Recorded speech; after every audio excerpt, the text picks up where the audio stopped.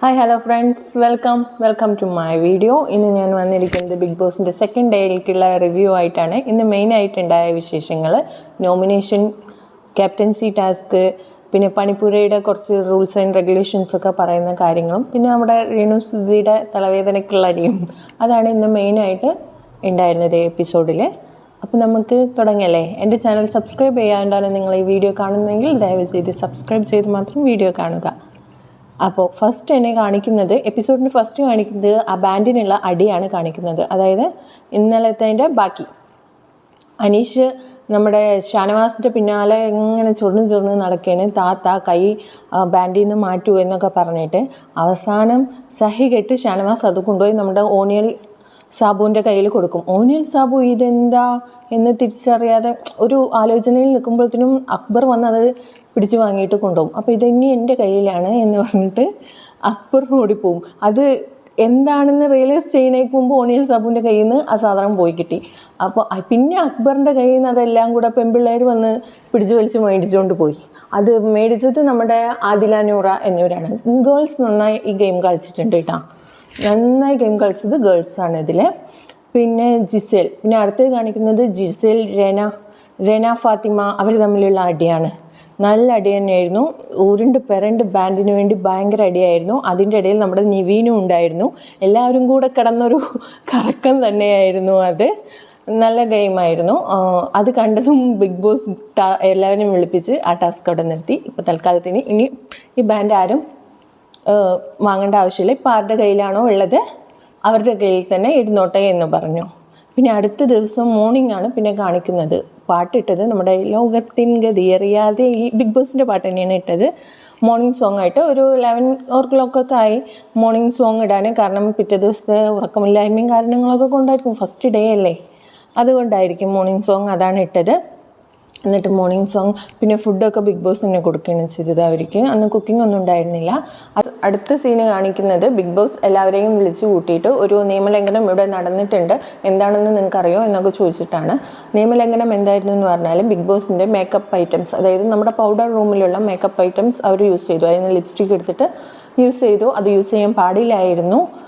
അപ്പോൾ അതായിരുന്നു നിയമലംഘനം. ആരൊക്കെയാണ് യൂസ് ചെയ്ത് ചോദിച്ചപ്പം എല്ലാ പെൺപിള്ളേരും ഉണ്ടായിരുന്നു, എല്ലാ ഗേൾസും എണീച്ച് നിന്നു. ആരാണ് ചെയ്തത് ചോദിച്ചപ്പോൾ നമ്മുടെ ആദില, ജിസേൽ, അവരൊക്കെയാണ്. കൂടെ നിവീനും ഉണ്ടായിരുന്നു ഇവരുടെ കൂടെ. അപ്പം നിങ്ങൾക്ക് ഇതൊക്കെ യൂസ് ചെയ്യാനാണെങ്കിൽ പിന്നെ നിങ്ങളുടെ സാധനങ്ങളൊക്കെ എന്തിനാണ് ഞാൻ പണിപ്പുരയിൽ കൊണ്ടുവന്ന് വെച്ചേക്കണേ എന്നൊക്കെ പറഞ്ഞു. അപ്പോഴത്തേനും ശൈത്യം എണീച്ച് ഓവർ സ്മാർട്ട് കളിക്കാൻ നോക്കിയതാ. ഞാൻ പറഞ്ഞതാ അവരോട്, എടുക്കാൻ പാടില്ല, അതുകൊണ്ടാണ് പൂട്ടി വെച്ചേക്കണേ എന്നൊക്കെ രീതിയിൽ. പുള്ളിക്കാരി ഒന്നാളാവാൻ നോക്കിയതാ. പക്ഷേ ഇത് പറയണമെന്നുണ്ടെങ്കിൽ പുള്ളിക്കാരി അത് യൂസ് ചെയ്യരുതായിരുന്നു. പുള്ളിക്കാരി ഇത് പറഞ്ഞ് യൂസും ചെയ്തിട്ട് പിന്നെ ഒരു നല്ല പിള്ള ചമയേണ്ട ആവശ്യം അവിടെ ഇല്ല. അപ്പോൾ അങ്ങനെ. അപ്പോൾ ആ ഒരു ഇത് കഴിഞ്ഞ് അടുത്തത് കാണിക്കുന്നത് നമ്മുടെ ക്യാപ്റ്റൻസി ടാസ്ക്കാണ്. ക്യാപ്റ്റൻസി ടാസ്കിൽ എന്തായിരുന്നു എന്ന് വെച്ചാൽ, ഒരു ഷേവിങ് ഫോം കൊടുത്തിട്ട് ഒരു പ്ലേറ്റും കൊടുക്കും. അതിൽ തേച്ചിട്ട് നമ്മൾക്ക് ആരാണോ ക്യാപ്റ്റൻ ആവാൻ അടുത്തതായി ബിഗ് ബോസ് എല്ലാവരെയും വിളിച്ച് പറഞ്ഞത് ഒരു ക്യാപ്റ്റൻസി ടാസ്കിനെ കുറിച്ചാണ്. ക്യാപ്റ്റൻസി ടാസ്ക് എന്തായിരുന്നു എന്ന് വെച്ചാൽ, ഒരു ഷേവിങ് ഫോം കൊടുത്ത് ഒരു പ്ലേറ്റും കൊടുത്ത് അതിലാക്കിയിട്ട് ആരൊക്കെയാണോ ക്യാപ്റ്റൻ ആവാൻ യോഗ്യത ഇല്ലാത്തത് അവരുടെ മുഖത്ത് ആ ഫോം വെച്ച് തേക്കണം. അതായിരുന്നു ടാസ്ക്. അത് നല്ല രീതിയിൽ തന്നെ പ്രതീക്ഷിച്ച പോലെ തന്നെ കൂടുതൽ കിട്ടിയത് അനീഷിന് തന്നെയായിരുന്നു. ആരിനൊക്കെയാണെന്ന് പറയാം. അനീഷ് ആണ് ഫസ്റ്റ് കയറി വന്നത്. അനീഷ് കയറി വന്നിട്ട് നമ്മുടെ ശാരികയുടെ ഫേസിലാണ് ആക്കിയത്. റീസൺ പറഞ്ഞത്, പുള്ളിക്കാരി പുറത്ത് ഇൻ്റർവ്യൂ ചെയ്യണത്, ഹോട്ട് സീറ്റ് ഇൻ്റർവ്യൂ ചെയ്യുന്നത് സ്ക്രിപ്റ്റഡ് ആയിട്ടാണ്, അവർ തമ്മിൽ പ്ലാൻ ചെയ്തിട്ടുള്ളതാണ്, നാട്ടുകാരെ പറ്റിക്കുകയാണ് എന്നുള്ള രീതിയിലൊക്കെയാണ് പറഞ്ഞത്. അത് അവിടെ പുള്ളിക്കാരി പറഞ്ഞു. അപ്പോൾ പുള്ളിക്കാരി ഫേക്കാണ് അത് പറഞ്ഞതെന്ന് പറഞ്ഞിട്ടാണ് ഫേസിൽ തേച്ചത്. ക്യാപ്റ്റൻ ആവാൻ യോഗ്യതയില്ല എന്ന് പറഞ്ഞു. അടുത്തത് വന്നത് അബിയാണ്. അബി വന്ന് അക്ബറുടെ മുഖത്താണ് തേച്ചത്. സംസാരിക്കാൻ വിടുന്നില്ല. സംസാരം ഫുൾ തീർക്കുമ്പോഴേക്കും പുള്ളിക്കാരൻ അക്ബർ വന്ന് സംസാരിക്കുന്നു എന്നായിരുന്നു റീസൺ. അടുത്തത് നിവീൻ വന്നു. നിവീൻ വന്നിട്ടും തേച്ചത് അനീഷിനാണ്. അനീഷിന് അറ്റൻഷൻ സീക്കറാണ്. അതായത് ശാരികയും അനീഷും സംസാരിക്കുമ്പോൾ അവിടെ നിവീൻ ഉണ്ടായിരുന്നു. ആ സമയത്ത് ശാരിക അങ്ങനെയല്ല പറഞ്ഞത്. ശാരിക പറഞ്ഞത്, ഇൻ്റർവ്യൂവിന് വിളിക്കുന്ന ആൾക്കാർക്ക് അറിയാം ഞാനാണ് ഇൻ്റർവ്യൂ ചെയ്യുന്നത്. അപ്പോൾ എങ്ങനത്തെ ക്വസ്റ്റ്യൻസ് ഉണ്ടാവും, അതൊക്കെ നിങ്ങൾ ഫേസ് ചെയ്യണം എന്നുള്ള രീതിയിലാണ് പറഞ്ഞത്. അല്ലാതെ അതിന് അറ്റൻഷൻ സീക്ക് ചെയ്യാൻ വേണ്ടിയിട്ട് അനീഷ് അങ്ങനെ ആക്കിയതാണ് എന്നായിരുന്നു നിവീൻ പറഞ്ഞത്. അടുത്ത വന്നത് ആദിലയും ന്യൂറയാണ്. ന്യൂറ വന്നത് അവരും പറഞ്ഞത് അനീഷിനെ തന്നെയാണ്. അവരുടെ റീസൺ എന്താണെന്ന് വെച്ചാൽ, ന്യൂറ ഗുഡ് മോർണിംഗ് പറഞ്ഞപ്പോൾ അനീഷ് ഗുഡ് മോർണിംഗ് തിരിച്ച് പറഞ്ഞില്ല, മിണ്ടുന്നില്ല എന്നതൊക്കെയാണ് അവരുടെ റീസൺ. അത് പറഞ്ഞിട്ടാണ് ഫേസിൽ അത് തേച്ചത്. അടുത്തതായി വന്നത് RJ ബിൻസിയാണ്. ബിൻസിയും അനീഷിനെയാണ് സെലക്ട് ചെയ്തത് ഫേസിൽ തേക്കാൻ. അപ്പോൾ ബിൻസി പറഞ്ഞത് ഒറ്റപ്പെടൽ സ്ട്രാറ്റജി കൊണ്ട് നടക്കുകയാണ്, ആരോടും സംസാരിക്കുന്നില്ല, അഥവാ സംസാരിച്ച് തന്നെ വഴക്കുണ്ടാക്കാൻ വേണ്ടി മാത്രമാണ് എന്നുള്ള രീതിയിലാണ് പറഞ്ഞത്. അടുത്തത് ജെസിൻ വന്നു. ജിസേൽ വന്നു. രേണുസുദിനെ വിളിച്ചു. രേണുസുദിക്ക് വേണ്ട ഇതെന്താണെന്ന് വെച്ചാൽ ടാസ്കിൽ പാർട്ടിസിപ്പേഷൻ ചെയ്തില്ല, അതിനൊരു ഇൻട്രസ്റ്റ് ഉണ്ടായിരുന്നില്ല, സ്പോർട്സ്മാൻ സ്പിരിറ്റ് ഇല്ല, അങ്ങനെയൊക്കെയാണ് ജിസേൽ പറഞ്ഞത്.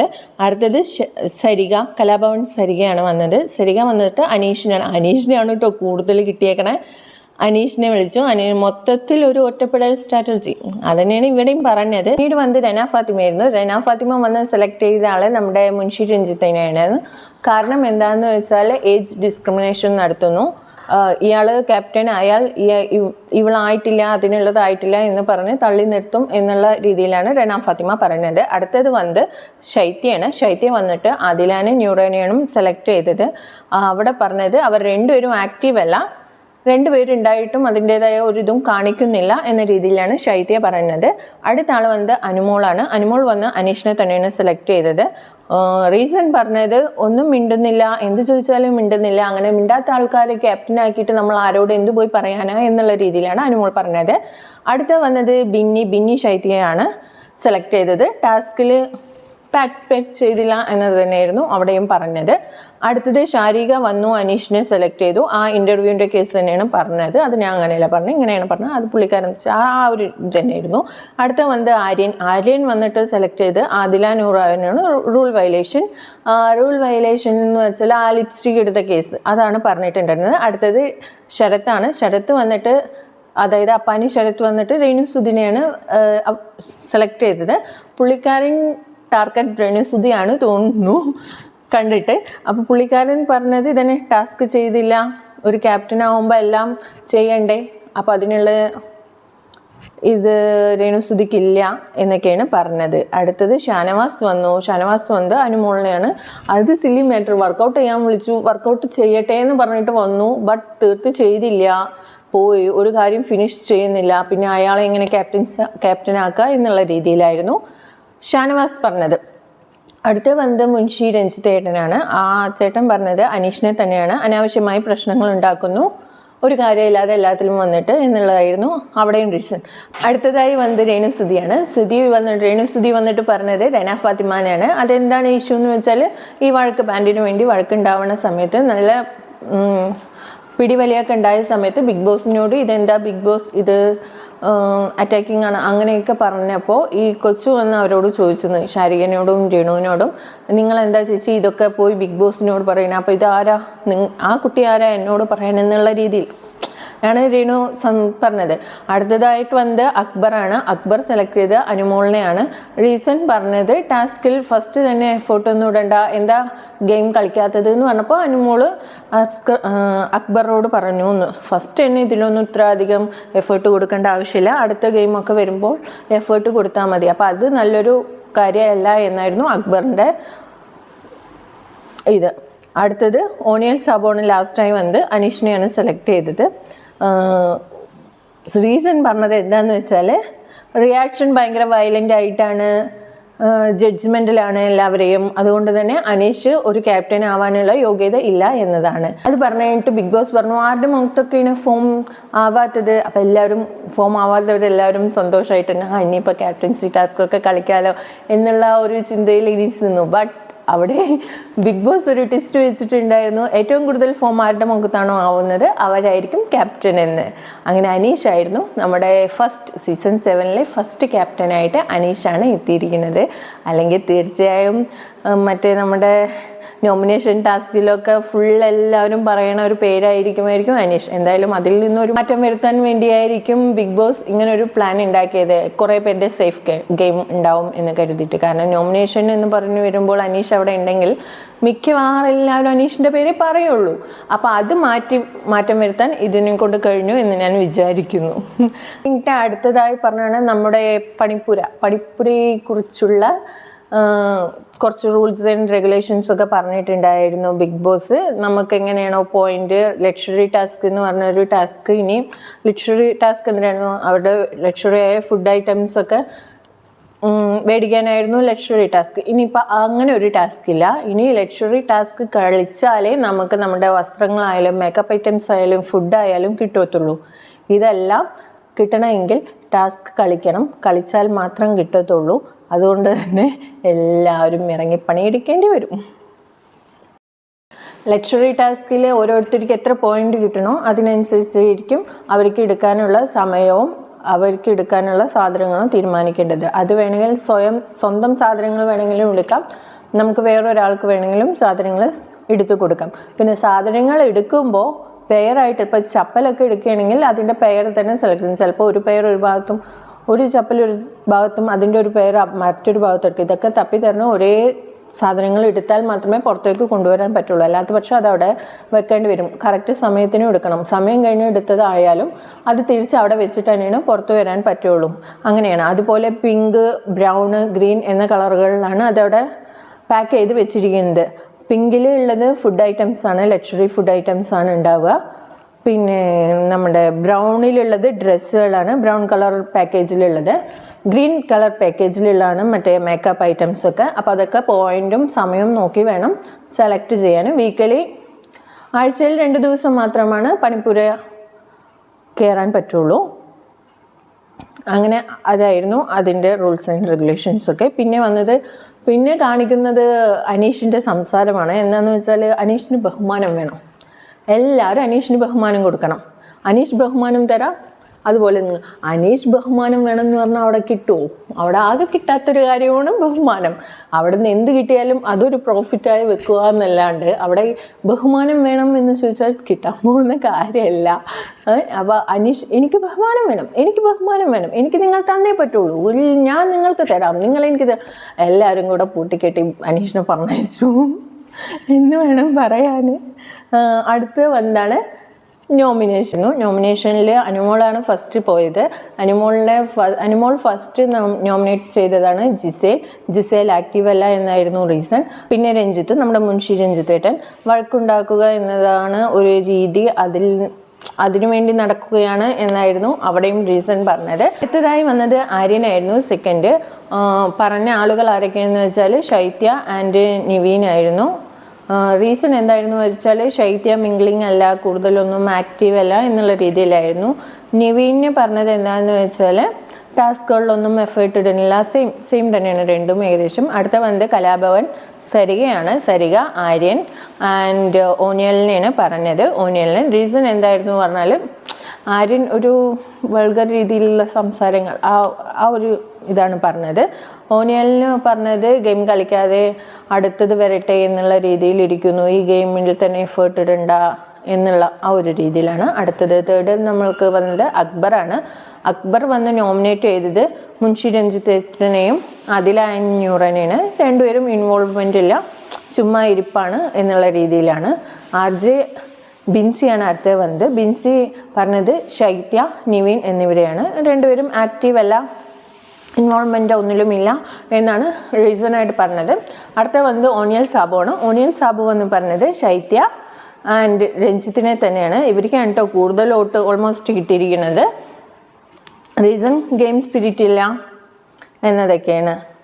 കോൺട്രിബ്യൂഷനൊന്നും കൊടുക്കുന്നില്ല രഞ്ജിത്തേട്ടൻ, ആ ഒരു രീതിയിലാണ്. സാബു വന്നിട്ട് പറഞ്ഞത് ശൈത്യ ആൻഡ് ജിസേലിനെയാണ്. ഇംപ്രഷൻ ഉണ്ടാക്കിയിട്ടില്ല ശൈത്യ, ആൻഡ് ജിസേൽ സ്ട്രോങ് പ്ലെയറാണ് എന്ന് പറഞ്ഞിട്ടാണ് നോമിനേഷൻ ചെയ്തത്. അടുത്തത് ബിന്നിയാണ് വന്നത്. ബിന്നിയ, ശൈത്യ ആൻഡ് രഞ്ജിത്തിനെയാണ് പറഞ്ഞത്. രണ്ടുപേരും ആക്റ്റീവ് അല്ല, ഇൻവോൾവ്മെൻ്റ് ഒന്നിലും കൊടുക്കുന്നില്ല, കോൺട്രിബ്യൂഷൻ ഒന്നും കൊടുക്കുന്നില്ല എന്നതായിരുന്നു ബിന്നിയുടെ റീസൺ. ബിന്നിയുടെ റീസൺ. അഭിലാഷ് വന്ന് പറഞ്ഞത് രേണുസുധിനെയാണ്. രേണുസുധി ഒറ്റപ്പെട്ട് മാറി നിൽക്കുന്നു, ഒറ്റപ്പെട്ട ഒരു ഗെയിം സ്ട്രാറ്റജി ആണോ എന്നുള്ള രീതിയിലാണ് നോമിനേഷൻ പറഞ്ഞത്. പിന്നെ ആര്യനെയാണ് പറഞ്ഞത്. അടുത്തതായി റെന ഫാത്തിമ വന്നു. റെന ഫാത്തിമ വന്നിട്ട് നോമിനേറ്റ് ചെയ്തത് നിവിൻ ആൻഡ് ശൈത്യയാണ്. നിവിനെ ഗെയിം മനസ്സിലാവാത്ത പോലെ എന്തൊക്കെയോ ചെയ്തുകൊണ്ടിരിക്കുന്നു എന്നും, ശൈത്യ വന്നിട്ട് നല്ലയുള്ള സമയം നേരത്തെ മേക്കപ്പിൻ്റെ ആ ഒരു റീസണാണ് പറഞ്ഞത് റെന ഫാത്തിമ വന്നിട്ട്. അടുത്തതായി രഞ്ജിത്ത് വന്നു. രഞ്ജിത്ത് വന്ന് ശൈത്യ ജിസേലിനെയാണ് പറഞ്ഞത്. മേക്കപ്പ് ഐറ്റംസ് റൂൾ വയലേഷൻ അതിനെക്കുറിച്ചാണ് പറഞ്ഞത്. ജിസേൽ വന്ന് പറഞ്ഞത് രേണുസുധി ടാസ്ക് ചെയ്യുന്നില്ല, ആക്റ്റീവ് അല്ല എന്നാണ് രേണുസുധിക്കുള്ള റീസൺ പറഞ്ഞത്. പിന്നെ പറഞ്ഞത് നമ്മുടെ ശാരികയാണ്. രണ്ടുപേരും ആക്റ്റീവ് അല്ല എന്ന് തന്നെയാണ് പറഞ്ഞത് ജിസേൽ. അടുത്തത് ശാരിക വന്നു. ശാരിക വന്നിട്ട് രേണുസുധിനെയും രഞ്ജിത്തിനെയാണ് പറഞ്ഞത്. രണ്ടുപേരും ആക്റ്റീവ് അല്ല, ഒരു ഗെയിമറായി ഫീൽ ചെയ്യുന്നില്ല എന്നായിരുന്നു അവിടെ റീസൺ പറഞ്ഞത് ശാരിക. പിന്നെ വന്നത് ഷാനവാസ് പറഞ്ഞതാണ് കുറച്ചൊരു ഇതുള്ളത്. ജിസേലിനെ പറഞ്ഞത് ഡ്രസ്സിങ് അരോചകമാണ്, കേരളത്തിൻ്റെ ഇതിൽ പറ്റിയ ഡ്രസ്സിങ് അല്ല, അതൊന്നും ഇവിടെ ഒരു ഇഷ്യൂ അല്ലല്ലോ നമ്മുടെ ബിഗ് ബോസിൽ, അങ്ങനെയാണ് പറഞ്ഞത്. ഷാനവാസിൻ്റെ ഇതിനൊക്കെ നോമിനേഷൻ ചെയ്യാൻ വരുമ്പോൾ ഇതൊരു റീസണായി എടുക്കേണ്ട ആവശ്യമില്ല. കാരണം അത് നമുക്കൊരു അവരോട് പോയി ഒരു ഒപ്പീനിയനായി പറയാമെന്നല്ലാതെ ഒരാളെ നോമിനേഷൻ ചെയ്യാൻ അവരുടെ ഡ്രസ്സിങ് ശരിയല്ല, അതുകൊണ്ട് പുള്ളിക്കാരിയെ നോമിനേഷൻ ചെയ്യുന്നു. പിന്നെ ആ ഡ്രസ്സ് ബിഗ് ബോസ് കൊടുത്ത ഡ്രസ്സ് തന്നെയാണ്, എല്ലാവർക്കും ബിഗ് ബോസ് കൊടുത്ത ഡ്രസ്സാണ്, അതും ബിഗ് ബോസ് കൊടുത്ത ഡ്രസ്സാണ്. അതെങ്കിലും ആലോചിക്കുക. ദെൻ ഇതിനെക്കുറിച്ച് നിങ്ങളുടെ അഭിപ്രായം, ഈ ഡ്രസ്സിങ്ങിനെ കുറിച്ചുള്ള നിങ്ങളുടെ അഭിപ്രായം എന്താണെന്നൊന്ന് കമൻറ്റ് ചെയ്യണേ, ഒന്നറിയാൻ വേണ്ടിയിട്ടാണ്. അടുത്ത ആളിനെ പറഞ്ഞത് അഭിലാഷാണ്. ക്യാപ്റ്റൻ പറയുന്നതിന് എതിരായി മാത്രം പറയുന്നു, ക്യാപ്റ്റനെ അനുസരിക്കുന്നില്ല എന്നാണ് റീസണായി പറഞ്ഞത് ഷാനവാസ്. അടുത്ത നിവേനാണ് വന്നത്. നിവേൻ വന്ന് പറഞ്ഞത് അനുമോളാണ്. എല്ലാം അറിയുന്ന പോലെ ഒരു പാവം കുട്ടിയാണ് എന്നുള്ള ഇതിലേക്കാണ് മാറിപ്പോകുന്നത്. എല്ലാം അറിയാം, ഞാനൊരു പാവം കുട്ടിയാണ്, ഞാനൊരു കാരണവരാണ്, എനിക്ക് എല്ലാത്തിനെയും കുറിച്ച് ഒരു അറിവുണ്ട് എന്ന ഒരു തോന്നൽ, അതാണ് അനുവിനെ കുറിച്ച് പറഞ്ഞത്. പിന്നെ അടുത്ത് പറഞ്ഞത് രേണുസുധിനെയാണ്. ആ രേണുസുധി ടാസ്കിലൊന്നും വന്നില്ല, പാർട്ടിസിപ്പേറ്റ് ചെയ്തില്ല എന്നതായിരുന്നു. പിന്നെ അടുത്തതായിട്ട് വന്നത് ആദില നൂറയാണ്. അവർ രണ്ടുപേരും വന്ന് നോമിനേറ്റ് ചെയ്തത് ശൈത്യനെയാണ്. അത് ആ മേക്കപ്പ് ഇഷ്യൂ തന്നെയാണ്, ന്യായീകരിക്കാൻ നോക്കി സ്വന്തം ഇതെന്ന് പറഞ്ഞാൽ. അടുത്ത് പറഞ്ഞത് ആര്യനെയാണ്. എന്തൊരു കാര്യം പറഞ്ഞാലും അത് വളച്ചൊടിച്ച് സംസാരിക്കുന്നു എന്നതാണ് പറഞ്ഞത് ആര്യൻ. അടുത്ത് വന്നത് ശൈത്യ വന്ന് നോമിനേറ്റ് ചെയ്തത് ബിന്നിയെയാണ്. ബിന്നിനെ പറഞ്ഞത് ഗെയിം കളിച്ചത് കാണാതെയാണ് ശൈത്യയെ പറഞ്ഞത്. ശൈത്യ ഗെയിം കളിച്ചിട്ടുണ്ടായിരുന്നു, പക്ഷേ ബിന്നി ഗെയിം കളിച്ചത് കണ്ടില്ല, ഗെയിം പാർട്ടിസിപ്പേറ്റ് ചെയ്തില്ല എന്ന് പറഞ്ഞു എന്നാണ് പറയുന്നത്. അടുത്തത് ശൈത്യ പിന്നെ രഞ്ജിത്തിനെയാണ്. രഞ്ജിത്ത് ഒരു വീക്ക് പ്ലെയർ ആണ് എന്നാണ് ശൈത്യ പറയുന്നത്.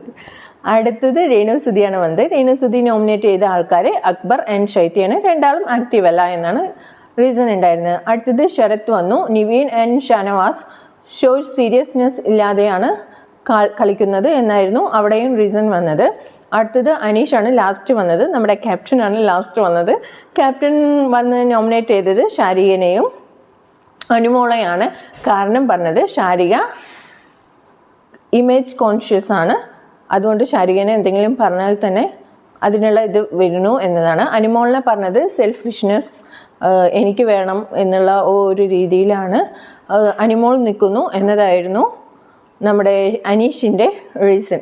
ഈ നോമിനേഷനൊക്കെ കഴിഞ്ഞിരിക്കുന്ന സമയത്താണ് രേണുസുധി അപ്പുറത്തിരുന്ന് ഉറങ്ങുന്നത്.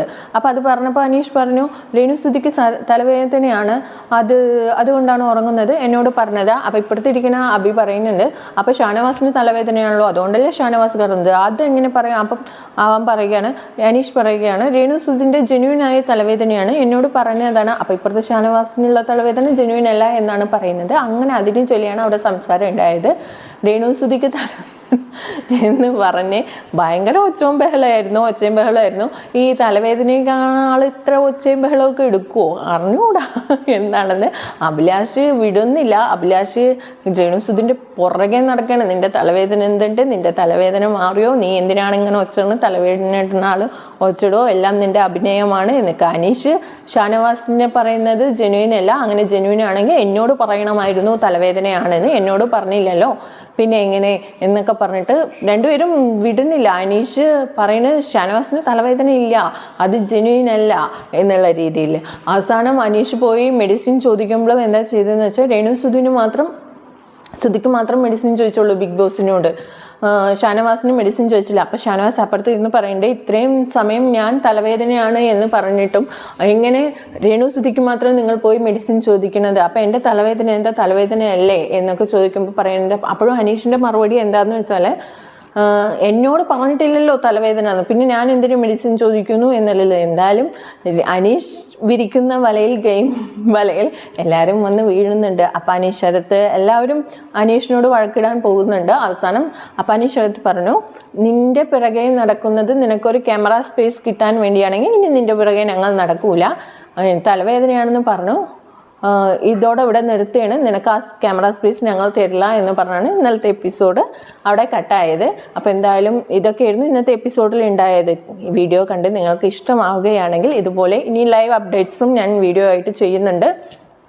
വീഡിയോ കാണുകയും സബ്സ്ക്രൈബ് ചെയ്യുകയും ലൈക്ക് ചെയ്യുകയും എന്നെ സപ്പോർട്ട് ചെയ്യുകയും വേണം. Okay, bye. അടുത്ത വീഡിയോയുമായിട്ട് ഉടനെ തന്നെ എല്ലാം.